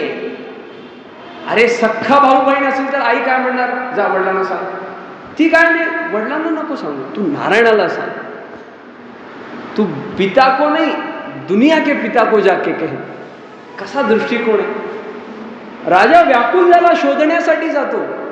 त्याचे वडील उत्तानपाद राजा शोधण्यासाठी जातो. अशा भक्तांच्या अनंत अनंत प्रसंगांमधून आपल्याला हे लक्षात येतं की सगळ्यात सकारात्मक दृष्टी किंवा सगळ्यात सकारात्मक दृष्टिकोन काही असेल तर ती भगवत चिंतन असण्याची, भगवत बुद्धी असण्याची. आणि म्हणून भगवंताने भगवद्गीतेमध्ये भक्ती मार्गामध्ये हे सांगितलंय, काहीही करा भगवंताला मध्ये ठेवा. ऑफकोर्स शास्त्र संमत असा, पण भगवंताला मध्ये ठेवून तुम्ही काही करा, सब कुछ माफ आहे. शास्त्र संमत. तुम्ही कर्माच्या बंधनात अडकणारच नाही असा दृष्टिकोन असल्यानंतर आपलं कल्याण नाही होणार तर दुसरं काय होणार आहे? आणि आपला नाही होणार तर कोणाचा होणार? श्री वैष्णव परंपरेमध्ये आचार्य लोक एक उदाहरण देतात, आपको भगवत प्राप्ति के लिए कुछ करने की आवश्यकता नहीं है. मग काय करायचं? भगवान आपको प्राप्त करने का प्रयत्न कर रहे हैं, उसमें आप बाधा मत बनो. सात्विक खाल्लं तर देव तुमच्याकडे काय येणार नाही. तुम्ही वडापाव कचरा काहीतरी आमताम खाऊन अवरोधक निर्माण करू. किती सुंदर व्याख्या आहे. आणि असा दृष्टिकोन असल्यानंतर कल्याण नाही झालं तर काय होणार? एक व्यावहारिक जगातलं अजून एक उदाहरण आपल्याला मी गौतम बुद्धांच्या जीवनातलं सांगू इच्छितो. गौतम बुद्ध झाडाखाली ध्यानस्थ बसले होते आणि कोणी त्यांना विरोध करणारा, रोष त्यांच्यावरती असलेला एक जण आला आणि आल्यानंतर तो त्यांना खूप शिवीगाळ करायला लागला. अर्धा पाऊण तास, 1 तास असं तसं, हे तू हे काहीच बोलले नाही बुद्ध. बुद्ध फक्त हसले, गिव्ह अ स्माईल. बापरे, त्याला काय कळायलाच मार्ग नाही, निघूनच गेला. तिथे एक बसणारा माणूस त्यांना पाहणारा, तो बुद्धांना विचारतो, बुद्ध आपको इसने इतना सब कुछ बोला, त्याने तुम्हाला इतकं काही बोलून गेला, तुम्हाला काही वाटलं नाही? तो देऊन गेला, मी घेतलंच नाही म्हणले. तो शिव्यात देऊन गेला, मी घेतलोच नाही. आपण कसं, तू एक दिला का, थांब तुला दाखव. फरक आहे ना दृष्टिकोनात. बघा, विरोध करण्यामध्ये आपली ऊर्जा घालवण्यापेक्षा इग्नोरन्स इज ब्लिस असा दृष्टिकोन पाहिजे ना. अरे साधं उदाहरण, गाडीला कट मारून गेलं तर त्याला आई बहिणीवर शिव्या घातल्याशिवाय माणूस राहत नाही. मी तर हसून सोडून देतो. बुद्धांनी शिकवलं दृष्टिकोन असा असावा, दृष्टिकोन असा असावा. आणि ह्याच्यामध्ये 2 उदाहरण आपल्या शास्त्रांमधलेच आहेत, जे आपण मागे चर्चा करत होतो की बिना सत्संगाच्या विवेक नाही, बिना विवेकाच्या असा दृष्टिकोन नाही, अशी दृष्टिकोन शक्य नाही. मग ते जागृत करायला कोणतरी यावं लागतं, त्याची कृपा व्हावी लागते. आणि जे 2 खूप famous examples, 2 very famous example. Bajrang बलीमध्ये अपार शक्ती होती, पण तुझ्यामध्ये ही शक्ती आहे हे सांगणारं तर कोण पाहिजे ना. तू हे अफाट 100 योजनांचं समुद्र लांघून जाऊ शकतो, पार करू शकतो. हा दृष्टिकोन देण्यासाठी, त्याच्यावरती प्रकाश टाकण्यासाठी माझ्या आयुष्यातला जामवंत कोण हे आज प्रत्येकाला विचारण्याची आवश्यकता. अर्जुन तर पळाले होते सगळं सोडून. काय वर्णन केलेलं आहे पहिल्या अध्यायामध्ये. घाम फुटतोय, थरथरतोय, हातातलं गांडीव त्याच्यात धरलं जात नाही. पण दृष्टिकोन देणारा श्रीकृष्ण आपल्या जीवनामध्ये असेल, दृष्टिकोन देणारे जामवंत आपल्या जीवनामध्ये असतील, तर आपल्याला आयुष्यात म्हणजे फटा पोस्टर निकला हिरो हे करण्यापासून कोणी थांबू शकत. पण दृष्टिकोन कधी होणार आहे असा? सत्संग असावा, विवेक असावा, त्यासाठी सत्संग असावा, सत्संग त्याच्या कृपेने असावा. त्याला हात जोडून प्रार्थना करा. फुकट एकच गोष्ट आहे, रामाचं नाव, जे कोणी घेत नाही. खरी गोष्ट सांगतो, तुम्ही बाकी 1760 प्रपंच करायला सांगा, तयार असतात. बसल्या ठिकाणी फुकट आहे ना, फुकट की किंमत क्या. आणि या सगळ्या उदाहरणांमध्ये प्रतिकूल परिस्थितींमध्ये आपण ह्याचं उदाहरण पाहिलं, थॉमस अल्वा एडिसनचं. आपण उदाहरण पाहिलं जिजाऊ मातांचं. आपण एक सामाजिक उदाहरण पण पाहायला पाहिजे. सगळ्यांना परिचित असलेलं असं नाव, पद्मश्री जे आता राहिल्या नाहीत, सिंधुताई सपकाळ. सासऱ्यांनी सासूबाईंनी घरच्यांनी हकलून लावलं, पोटात बाळ आहे, गर्भवती आहे त्या, आणि एका कावशडमध्ये, एका गाईच्या गोठ्यामध्ये जाऊन बाळंतपण होणं. बाळंतपण कसं होणं? तर बाळ घेण्यासाठी पण कोण नाहीये, स्वतःच सगळं करणं. अगदी नाळ तोडण्यासाठी तुमचे खूपच जास्त चकचकीत असलेल्या हॉस्पिटलची कशीही सोय नसलेल्या दगडाने 16 वेळा माळून स्वतःच्या गर्भातली नाळ तोडली. एखादी बाई काय केली असती हो? मरायला गेली, पाणी पाजलं, तो याचक, रेल्वे स्टेशनवरचा याचक त्यांचा जामवंत निघाला. काय जीवन जगलं त्या बाईने. आणि खूप चांगलं या समाजाला परखलं. काय म्हणाले त्या? अरे या महाराष्ट्रात मोठं व्हायचं असेल तर आधी मरावं लागतं. त्या आजारी होत्या, कोण विचारायला गेलं नाहीये.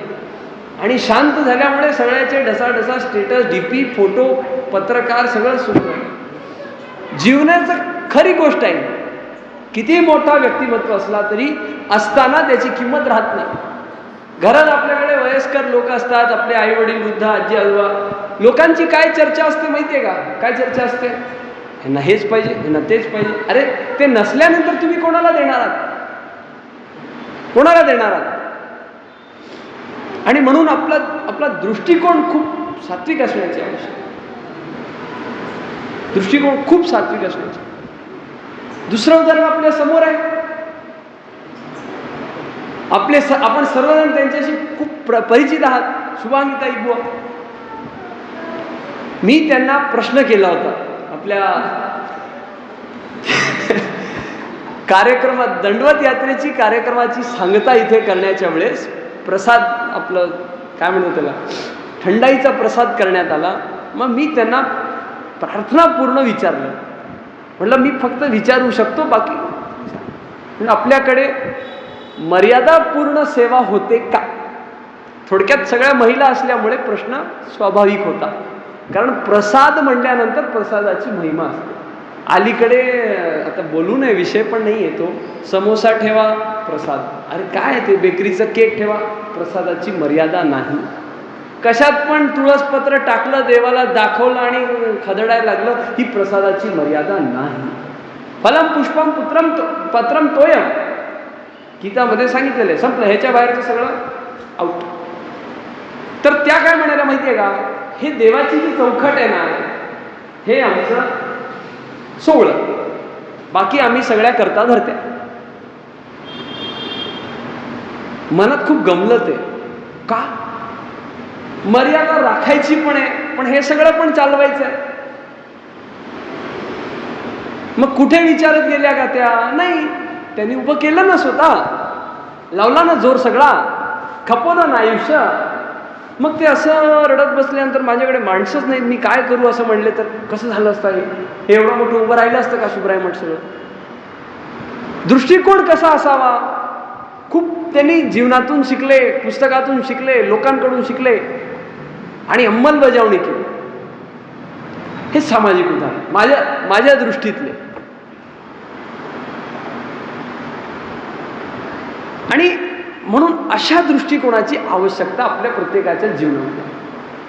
मीच माझ्या जीवनाचा शिल्पकार, मीच माझ्या जीवनाचा शिल्पकार. ह्याच्यावरून शिल्पकाराची एक छोटीशी कथा आहे, ती सांगून आणि काही ब्रीद वाक्य घेऊन आपण आजच्या सत्राला पूर्ण करूया. शिल्पकार 3 शिल्पी होते, 3 स्कल्प्टर्स, 3 शिल्पी होते. तिन्ही जण दगडी काम करत होते. एक हौशी माणूस त्यांच्याकडे प्रश्न विचारण्यासाठी गेला. पहिल्या माणसाला विचारलं, आप क्या कर रहे हो? काय आईला, माझ्या आयुष्यात दगड फोडायचंच काम आलं, नशीब दगड फोडत बसलो. दृष्टिकोन. दुसऱ्या पोट्याला विचारलं, तू काय करतोय?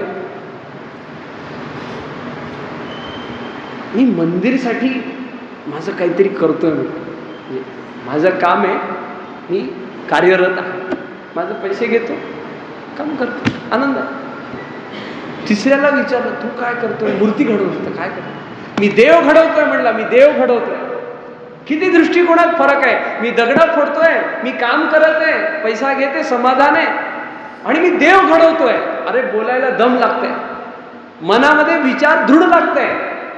दृष्टिकोन तसा पाहिजे, त्याशिवाय माणसाच्या मनामध्ये हे कॉन्फिडन्स येऊ शकतो. एकच काम करत आहे ना, किती फरक आहे. माझ्या नशिबाला हेच आलं, माझं कर्तव्य कर्म आहे म्हणून करत आहे, आणि मी काहीतरी निराळं करत आहे. या 3 दृष्टिकोनामधून जमीन आसमानचा नाही, ग्रहाचा फरक आहे. म्हणून ह्या 3 शिल्पींपैकी आपल्याला कुठला दृष्टिकोन आपल्या जीवनामध्ये ठेवायचा आहे याचा आपण विचार करावा, आणि आपल्या सोबत होणारी जी गती आहे त्याचे आपण शिल्पी व्हावे. सिंपल चालेल. आणि मर्यादाचं खूप महत्व आहे. एखाद्या गोष्टीच्यासाठी ना मर्यादाचं खूप महत्व. मर्यादाचं उदाहरण म्हणजे काय? श्रीराम आणि रावणचा युद्ध झाला. रावणाला बेंबीमध्ये बाण मारून त्याचा जो अमृत होता तो संपून त्याला भगवंतानी ठार केलं, पण तो जिवंत होता. प्राण सुटायच्या आधीची गोष्ट आहे. तर भगवान श्रीराम लक्ष्मणला म्हणतात, रावण कितीही राक्षस वृत्तीचा असला तरी ब्राह्मण देवता आहे, परम विद्वान आहे. बघ तो आता जीव सोडणार आहे, शरीर सोडणार आहे, त्याच्याकडनं काही तुला ज्ञानाचं भेटते, जाऊ विचारून. गेले आपले लक्ष्मणजी शेष स्वरूप भ्रुकुटीत तणलेले असे ते गेले आणि त्याच्या डोक्यापाशी थांबले. माझ्या भावानी मला पाठवलेलं आहे, सांग काहीतरी मला म्हणले. तुझ्या भावाकडनं शिस्त शिकून ये म्हणले रावण. ज्ञानार्जनाकरिता विनम्रतेची आवश्यकता आहे. विद्या विनय न शोभते. मग ह्यांचा दृष्टिकोन त्याच्याकडे विद्वान असला तरी राक्षसी दृष्टिकोनातून गेले त्याच्याकडे. आणि भगवान तो राक्षस असला, मी त्याला ठार मारला, त्याचं राक्षसत्व संपलं, आता ज्ञानवान माणसाकडे शिकण्यासाठी जा. किती फरक आहे. राम आणि लक्ष्मण सख्खे भाऊ आहे, दैव अवतार आहेत, पण दृष्टिकोनचा फरक कसा आहे. म्हणजे मला काही वाईट सवय असेल एखाद्या माणसाला, मग तीच पकडून बसायचं का. माणूस म्हणल्यानंतर सगळे गुण अवगुण असणार आहेत. मग कसा आपला दृष्टिकोन असावा. दोष त्याच्यामध्ये आपण बुद्धीला दूषित का करावं. कसा दृष्टिकोन असावा ह्या जीवनामधल्या रोजमराच्या आपल्याला अनेक उदाहरणांमधून आपल्या लक्षात येईल. आणि म्हणून असं मला वाटतं की या सगळ्याला दृष्टिकोन कसा असावा भगवतमय. भगवंताच्या बाहेर आपली चर्चा नाहीच. 3 वाक्यामध्ये समराईज करू इच्छित आहे. पहिलं, माझ्या आयुष्यात जे होते ते भगवंतामुळे होते. दुसरं, भगवंत माझ्या आयुष्यामध्ये केवळ चांगलं करायसाठी बसलाय. फॅक्टरीमध्ये आग लागली तरी अशी आग परत कधी बघायला भेटेल, चला चला चला, दिवाळीमध्ये पण भेटत नाही. आणि तिसरं की जर तो करायला बसलाय तर मी कशाला चिंता करू. ह्या 3 वाक्यांमधला जो दृष्टिकोन आपल्या आयुष्यामध्ये आपण उतरवला तर असा विश्वास आणि भाव आहे की नकारात्मकता तर असं लांबच राहणार, पण सकारात्मक ऊर्जेचं स्रोत आपण बनून आयुष्यामध्ये राहू, याच्यामध्ये काही वाद नाही. म्हणजे असं असावं आपल्या मनातलं भाव. माझ्याकडे फक्त मूठ भरून अन्न आहे, मूठ भरून अन्न आहे, मी आज भंडारा करायला जात आहे. मग एखादा तात्विक माणूस काय म्हणेल, हे मूठभर अन्नामध्ये भंडारा काय करणार. अरे माणसांचा नाही, मुंग्यांचा. हजारो लाखो मुंग्या त्या मूठभर अनाजामध्ये, त्यांचा भंडारा नाही झाला तर काय झाला. मग मला सांगा, माझ्याकडे पैसे नाही, भंडाऱ्याला पैसे लागतात, बोलायची काय आवश्यकता आहे. कारण जे तत्व त्या मुंगीमध्ये आहे तेच तत्व माझ्यामध्ये आहे. याचा दृष्टिकोन माझ्या मनामध्ये असला की मी माणसांचा भंडारा केला काय आणि मुंग्यांचा भंडारा केला काय, मला समाधान तितकाच राहणार आहे. असा दृष्टिकोन आपल्या आयुष्यात असावा. आणि असल्यास आपलं परम कल्याण होण्याशिवाय दुसरं आपलं काही होणार नाही, असा विश्वास व्यक्त करता आजची चर्चा सत्र ह्या शब्दांनी पूर्ण करूयात. 1 मिनिटाचं संकीर्तन करूयात आणि थांबूयात. जय जय राम कृष्ण हरी, जय जय राम कृष्ण हरी, जय जय राम कृष्ण हरी, जय जय राम कृष्ण हरी, जय जय राम कृष्ण हरी, जय जय राम कृष्ण हरी, जय जय राम कृष्ण हरी, जय जय राम कृष्ण हरी, जय जय राम कृष्ण हरी, जय जय राम कृष्ण हरी. कुंडलिक वर्धे श्री हरी विठ्ठल, श्री ज्ञानदेव तुकाराम, पंढरीनाथ भगवान की जय. संत शिरोमणी श्री ज्ञानेश्वर माऊली महाराज की जय. संत शिरोमणी श्री तुकाराम महाराज की जय. शुभराय महाराज की जय. सब संतन की जय, सब भक्तन की जय. धर्म की जय हो, अधर्म का नाश हो, प्राणियों में सद्भावना हो, विश्व का कल्याण हो. बोलो सनातन वैदिक धर्म की जय. हिंदू राष्ट्र की जय. भारत माता की जय. गौ माता की जय. अखंड भारत वर्ष की जय. नारायण नारायण. नमस्कार. दृष्टिकोन कसा ठेवावा आणि त्याच्यातून आपलं जीवन सफल कसं करावं याच्या अनेक उदाहरणातून आपण ऐकलं शिकलं. आज अशाच एका छान माणसाची जयंती आहे, सावरकर.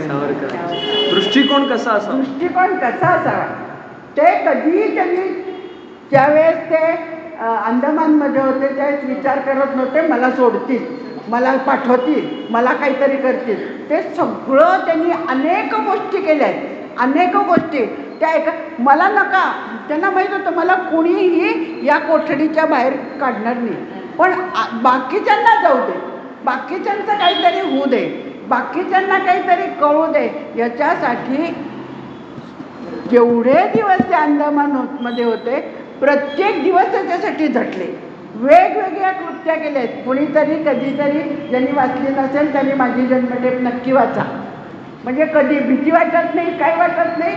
रोज एक छान असं सकारात्मक दृष्टिकोन.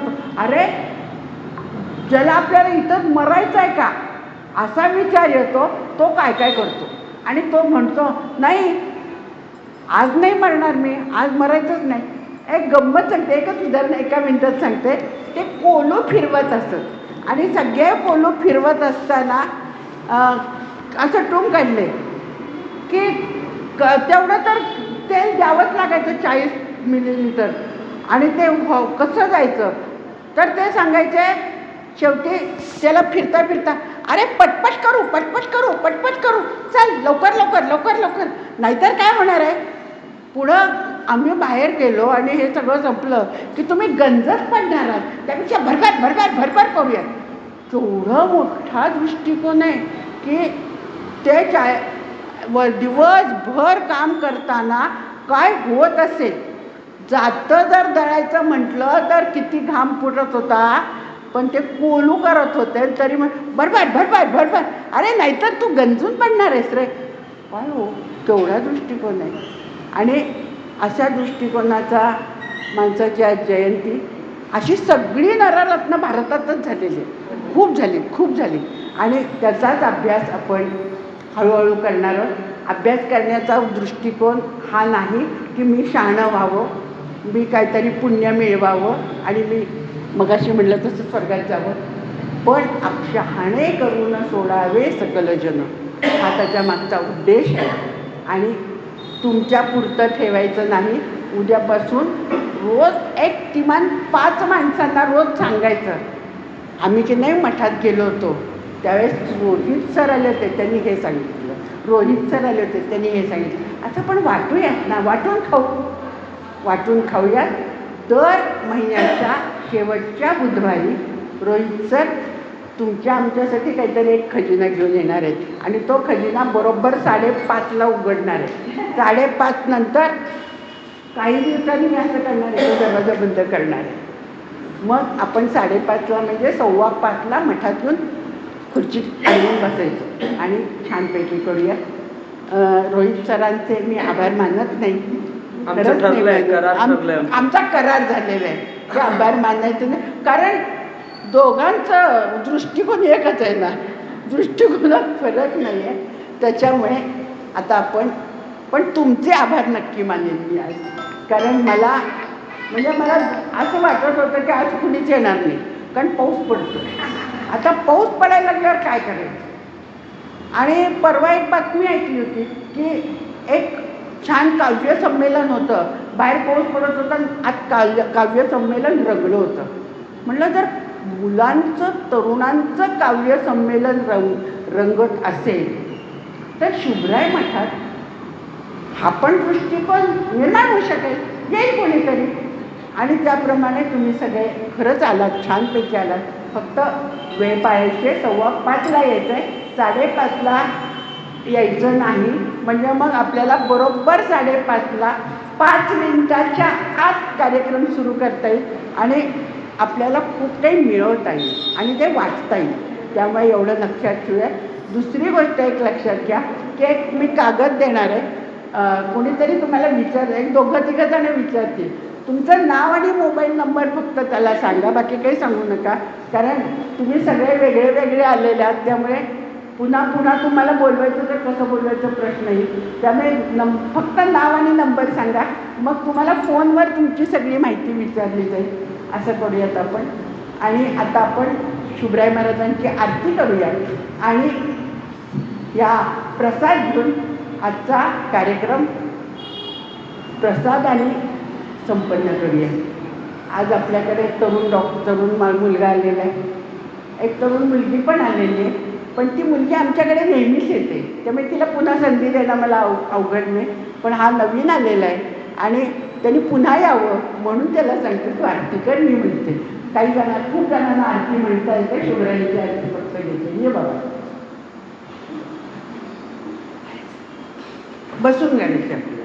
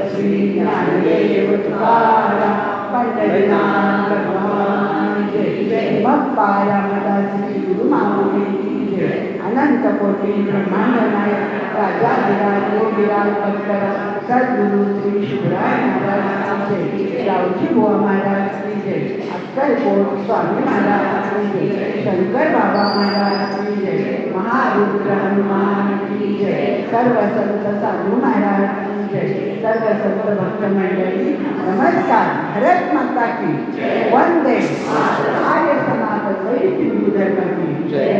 माझ्या मागे म्हणा विश्वशांतीसाठी समत्व बंधुत्वासाठी हे ईश्वरा हे शक्ती देवती भावदेवे महिमा रक्षकनी रक्षरक्षे भूमाते आणि जलदेवते तुम्ही समृद्ध जला सफला सर्वगुणांनी युक्त भक्तीने युक्त होण्यासाठी सातत्याने हजारोंच्या संख्येने रामकृष्ण हरी आणि जगद्वेला जन्माला घाला सर्वे संतु निरामया सर्वे भद्राणि पश्यन्तु मा कश्चित्